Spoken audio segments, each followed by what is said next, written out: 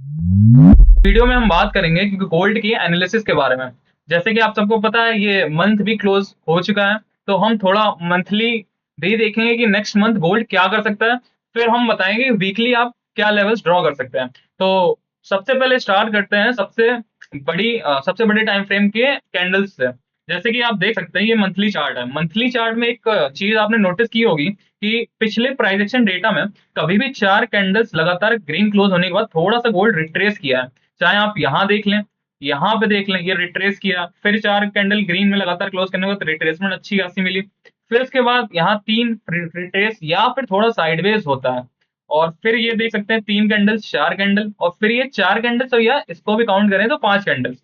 तो chances are very high, या तो गोल्ड थोड़ा सा यहाँ होल्ड करना चाहिए, या फिर गोल्ड चांसेस है कि यहाँ अपने लोज को टेस्ट करना चाहिए। अब ऐसा मैं क्यों कह रहा हूँ, मैं नीचे थोड़ा सा डायरेक्शन रिट्रेसमेंट की कह रहा हूँ, इसका मतलब ये नहीं मैं बियरिश हो गया। सबसे पहले समझते हैं कि मैं नीचे की क्यों कह रहा हूँ। देखिए, मार्केट में दो लोग होते हैं, बायर्स और सेलर्स। जब तक दोनों लोग सेटिस्फाइड नहीं होंगे तब तक मार्केट चल ही नहीं सकती। जैसे कि आप देख रहे हैं बायर्स ने इन 4-5 महीनों में अच्छा खासा पैसा बनाया, सेलर्स को एक भी मंथ नहीं मिला। इसका मतलब ये है कि अगर सेलर्स को कुछ भी नहीं मिल रहा है तो वो भी बायर्स में ना कन्वर्ट हो जाए।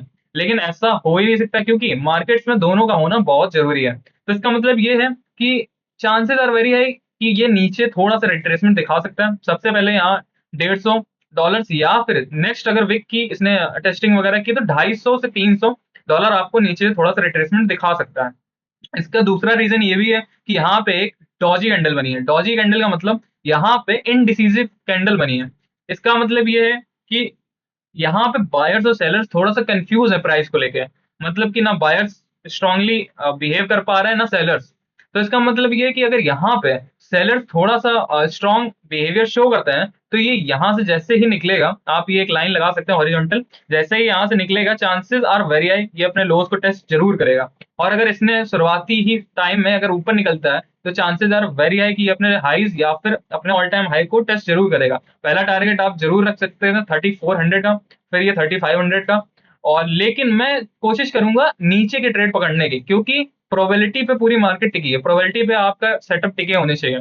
तो प्रोबेबिलिटी नीचे जाने की चांसेस पहले ज्यादा है, तो मैं कोशिश करूंगा कि नीचे के ट्रेड पकड़ लूं और ऊपर को हो सकेगा तो छोड़ दूं, या फिर सिर्फ इंट्राडे में पकड़ूं।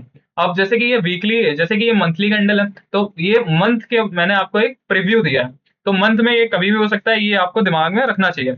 अब हम चलते हैं वीकली टाइम फ्रेम पे। वीकली टाइम फ्रेम पे हम देख ही सकते हैं कितना ज्यादा कंसोलिडेशन हो रखा है। तो इसका मतलब एक चीज कंफर्म है कि आपको इस मंथ बड़े टारगेट्स जरूर मिलेंगे, या तो नीचे या तो ऊपर। ये चीज कंफर्म जरूर है, क्योंकि इतना ज्यादा साइडवेज होने के बाद थोड़ा तो मोमेंटम गोल्ड जरूर दिखाएगा। और उसके बाद वीकली के बाद अगर हम डेली देखते हैं, डेली आपको अच्छे खासे इंट्राडे में टारगेट्स मिले होंगे, नो डाउट। लेकिन अगर जैसे कि आप देख सकते हैं पहले नीचे फिर ऊपर, नीचे ऊपर नीचे ऊपर, तो ये कितना ज्यादा वॉलेटाइल रहा है मंथ। यहाँ पे आपने इंटरडे में जरूर कैप्चर किए होंगे, लेकिन पोजिशनल बहुत ज्यादा पॉइंट्स नीचे ऊपर नहीं मिले होंगे। तो आप डेली में भी देख सकते हैं, एक ये चैनल में ही ट्रेवल सॉरी ये चैनल में ही ट्रेवल कर रहा है। जैसे कि ये आप देख सकते हैं डेली में भी एक चैनल में ही ट्रेड कर रहा है। तो अब इसके बाद थोड़े से लेवल्स की बात कर लेते हैं डेली पे। जैसे कि आप देख सकते हैं डेली का सबसे पहला लेवल यही था, जहां से आप देख सकते हैं कि पिछले वीक अच्छी खासी बाइंग आ चुकी है। यहाँ से आप देख सकते हैं 2000 पिप्स की बाइंग आ चुकी है। इसीलिए ये बहुत इंपॉर्टेंट होता है कि आप डेली के लेवल जरूर मार्क करके रखें। अब यहाँ पे डायरेक्ट नहीं घुसा जाता, क्योंकि बड़े लेवल्स होते हैं। तो मतलब कि आप अगर यहाँ 5 मिनट की कैंडल पे घुसेंगे तो इसका मतलब ये है कि ये इस टाइप से 5 मिनट में आपको कितनी बार एसएल दे देगा। तो आपको यहाँ कंफर्मेशन का वेट करना होता है। इसका मतलब ये नहीं कि डायरेक्ट ही आपको यहाँ घुस जाना है, क्योंकि ये डेली का लेवल है। ये हो सकता है यहाँ तक चला जाए, लास्ट में रिकवर कर जाए, आपको नहीं पता ना। आपको तो अपने एसएल छोटे रखने पड़ेंगे। तो यहाँ पे डेली वाले जितने भी लेवल्स हैं या फिर 4 आवर के लेवल्स हैं, आपको शॉर्ट टाइम में कंफर्मेशन का वेट करना है, उससे पहले एंट्री नहीं लेनी है। और उसके बाद नेक्स्ट जो लेवल डेली में इंपॉर्टेंट है वो ये है, अगर प्राइस इसके नीचे थोड़ा सा बियरिशनेस दिखाती है तो मोस्ट प्रोबेबली यहाँ तक प्राइसेस आपको देखने को आराम से मिल जाएंगे। और ये हो गया डेली का। अब इसके बाद हम एक नीचे जाते हैं 4 आवर में। 4 आवर में पहले प्राइस थोड़ा सा बेरिश हुई थी, तो यहाँ पे मैंने अच्छे खासे बेरिश ट्रेड यहीं से स्टार्ट कर दिए थे। सॉरी, मैंने ट्रेड्स बेरिश के यहाँ से स्टार्ट किए थे, क्योंकि यहाँ से मुझे अच्छा खासा डाउनवर्ड का ऐसे प्राइजेक्शन दिखने लगा था। और यहाँ से थोड़े बहुत कैप्चर करने के बाद ये डेली के लेवल पे मैंने सेलिंग बंद कर दी, क्योंकि डेली के लेवल मैंने कोशिश की थी कि या तो ना ट्रेड करूं या फिर कोशिश करूं कि बाइंग की तरफ थोड़ा सा अच्छा कोई कैप्चर कर लूं। और वैसा ही हुआ, यहाँ 4 आवर में अच्छी खासी ऊपर क्लोजिंग दे दी, जिसके बाद यहाँ पे ये 4 आवर के लेवल होते हैं, यहाँ पे जैसे कि ये रेजिस्टेंस अच्छा खासा था, जैसे ही इसके ऊपर क्लोजिंग दी गोल्ड वापस से 4 आवर में भी पॉजिटिव हो गया, और ये 4 आवर के लेवल से फिर से अच्छा खासा मूव किया। ये आप देख सकते हैं कि बड़े बड़े लेवल जो भी होते हैं ये विक्स लगा देता है, ताकि आप जो लोग बिना कंफर्मेशन के घुसे उनको एग्जिट कराएं, फिर वापस ऊपर जाए। इसका मतलब ये नहीं कि लेवल फेल हो रहे हैं या फिर फेक आउट है, ये सब टर्म्स हैं, लेकिन आपको इस पर ध्यान नहीं देना, आपको ये देखना है यहाँ कंफर्मेशन का वेट करना है। और इसके बाद जो नेक्स्ट इंपॉर्टेंट लेवल है बाइंग का 4 आवर का, वो ये है, ये सारे लेवल आप एक बार अपने चार्ट पे जरूर लगाएं, क्योंकि ये आपको हेल्प जरूर करेंगे।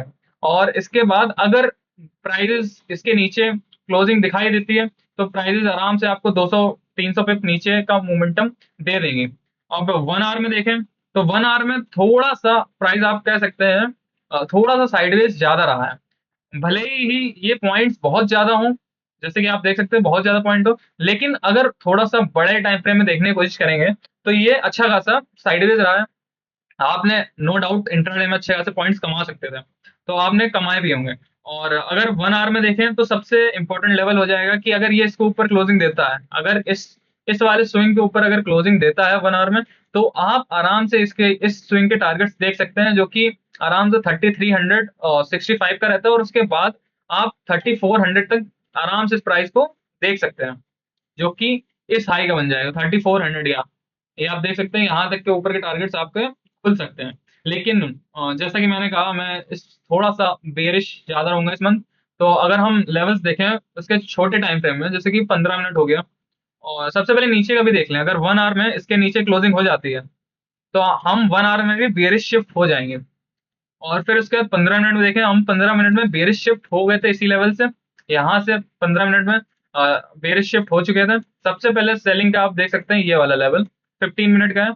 अगर प्राइस ओपन होती है थोड़ा सा ऊपर विक लगाने जाएंगी अपनी डेली या फिर मंथली का, अगर देखिए एक चीज और समझ लीजिए, अगर विक बहुत छोटी सी लगती है अगेंस्ट में मार्केट के, तो उसकी जो कैंडल बनती है वो अच्छी खासी लंबी बन जाती है। तो अगर हम इसको थोड़ा सा अपने छोटे टाइम फ्रेम में समझने की कोशिश करें, तो इसका मतलब ये है कि मंथली की वीक हो सकती है कि अगर छोटी लगी $12 और प्राइसेस एग्रेसिवली नीचे जाना शुरू कर दी, तो चांसेस आर वेरी हाई कि ये अपने नेक्स्ट रैली के टारगेट्स जरूर देगा। मैं ये नहीं कह रहा हूँ मतलब कि बिल्कुल देगा ही देगा, लेकिन प्रोबेबिलिटी बहुत ज्यादा हो जाती है, क्योंकि विक छोटी लगी होगी, इसका मतलब डाउनवर्ड मोमेंटम बहुत ज्यादा है। और जैसे कि आप यहाँ देख सकते हैं, अगर यहाँ प्राइस खुलती है ऊपर जाती है, यहाँ से आप एक सेलिंग देख सकते हैं आराम से यहाँ तक के लिए।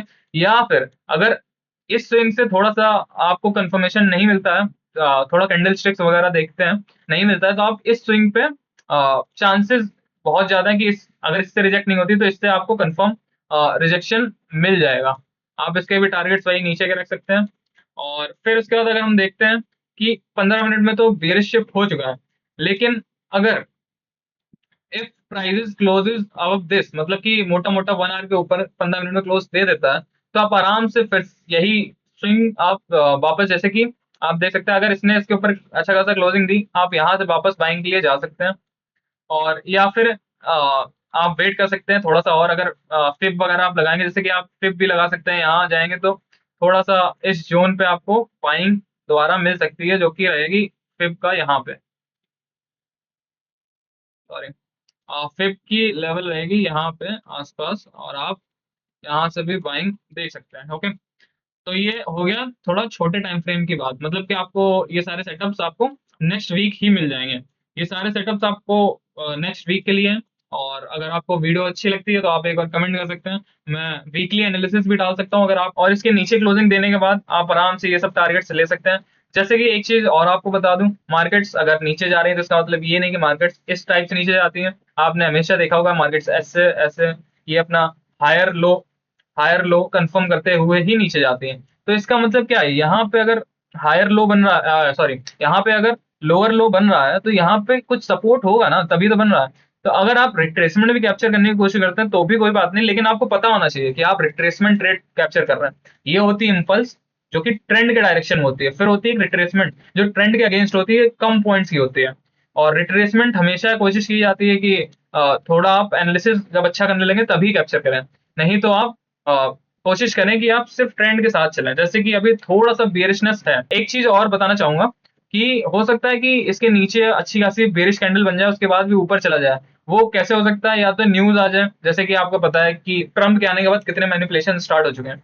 अगर यहाँ पे टैरिफ फिर से लगा दिए गए, फिर से एक बड़ी कैंडल देख सकती है, जो कि आप अगर लास्ट डे ही देखें, मंथ एंड में देखें, मैनिपुलेशन आपको पीक पे दिख जाएंगे कि मार्केट्स शुरू नहीं होती है और मैनिपुलेशन आपको दिख जाते हैं। ये देखिए, मैं यहाँ ट्रेड करने बैठा था, आराम से ये डाउनवर्ड का ट्रेजेक्ट्री थी। अब आपको लग रहा हो कि इतना ज्यादा डाउनवर्ड, या ये तो पूरा कंसोलिडेशन था, मैंने सोचा था इसके नीचे आराम से जाएगी और मार्केट्स आराम से ट्रेड कर सकते हैं।